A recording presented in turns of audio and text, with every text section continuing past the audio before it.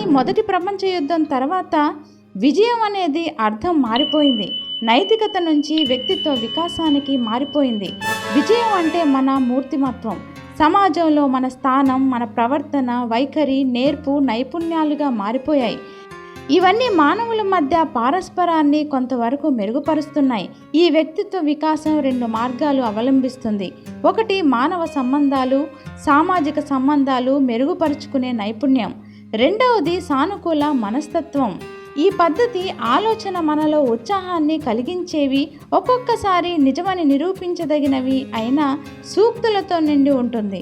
మీ వైఖరి మీ ఔన్నత్యాన్ని నిర్ణయిస్తుంది అని, చిరునవ్వుతో ఎక్కువ మంది మిత్రులను సంపాదించవచ్చు అని, మనం భావించినవి, నమ్మినవి అన్నీ మనం సాధించవచ్చు అని, ఇంకా అనేకమైన సూక్తులు. ఈ వ్యక్తిత్వ వికాస ధోరణి చాలా వరకు మోసపూరితమైనవి.